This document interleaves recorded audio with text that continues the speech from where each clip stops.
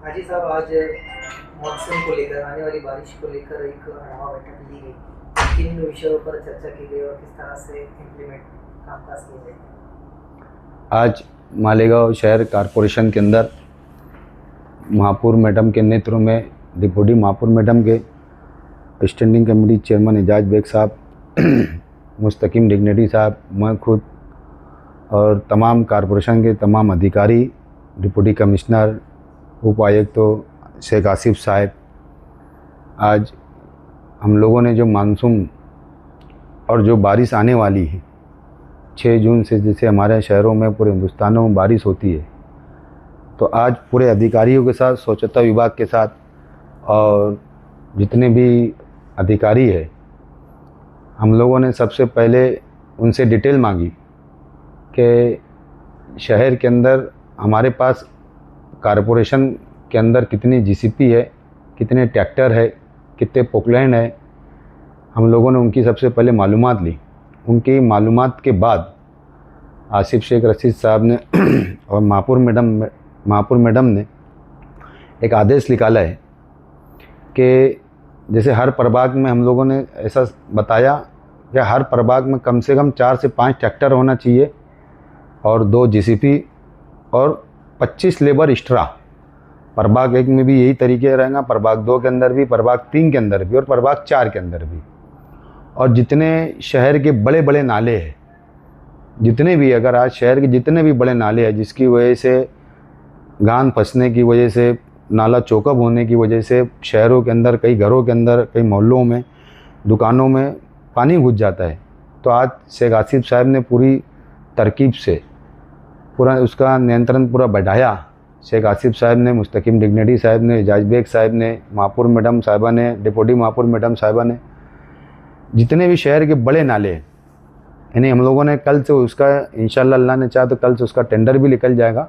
और 15 दिन के अंदर जितने शहर के बड़े बड़े जो भी नाले, जो मेन जो नाले होते हैं, जैसे सबसे पहले एक मिसाल के तौर पर आपको बता दूं, आगरा रोड सुपर मार्केट से लेके देवी के मल्ला जो पावरवाड़ी ब्रिज है, जो जिसे नाला बोला जाता है, वो पूरा रोड के जो नाला है उसको क्लियर किया जाएगा।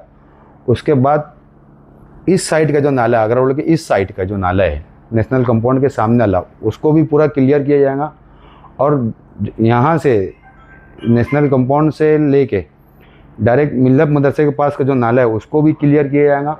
और मिल्लत मदरसे से लेके डायरेक्ट फार्मेसी कॉलेज का जो नाला है एक उसको क्लियर किया जाएगा। और मिल्लत मदरसे से लेके डायरेक्ट पावरवाड़ी जो जाता है रोड, पावरवाड़ी रोड, उसको भी क्लियर किया जाएगा। और सलाडर हाउस का जो रोड है एक उसको भी क्लियर किया जाएगा। और ऐसे ही जामातुस सालियात अपने जामातुस सालियात से लेकर डायरेक्ट जो खड्डे में जो रास्ता जाता है वो नाला भी जो बंद है उसको भी क्लियर किया जाएगा। और एक बड़ी मालेगांव स्कूल का जो रोड है ना, तो बड़ी मालेगांव स्कूल से लेके वो डायरेक्ट जाएगा पावरवाड़ी ब्रिज, दोनों साइड का नाला। और एक जो 60 फुटी का जो नाला है, जो आली 60 फुटी जिसको बोलते हैं निज़ामिया मस्जिद वाला, उसको भी पूरा क्लियर किया जाएगा। और जो चंदमपुरी वाला जो नाला है उसको भी पूरा क्लियर किया जाएगा। और खलील सेठ की जो साइजिंग आला है उसको भी क्लियर किया जाएगा।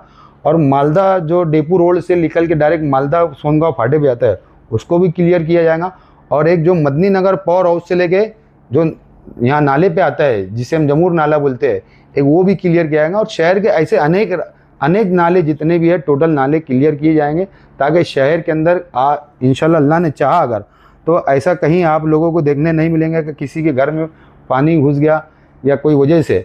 और एक सबसे बड़ा जो मामला था, मैंने डिपार्टमेंटली को भी बताया मैंने और आसिफ साहब को भी बताया मैंने, कि हम जो पावरवाड़ी ब्रिज है अपने, जो उसका जो नाला है, देखो ब्रिज बहुत छोटा ब्रिज होने की वजह से कुछ पाइप टूट गया था, तो मैंने कल जाके सर्वे भी किया। उस नाले की रुंदी पहले बहुत चौड़ी थी लेकिन अब बहुत बारीक हो चुकी है।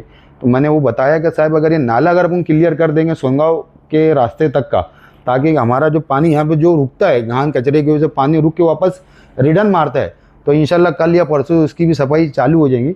और शहर के अंदर जितने भी जहाँ कचरा का मसला आ रहा है, तो आसिफ साहब ने पूरा क्लियर बताया।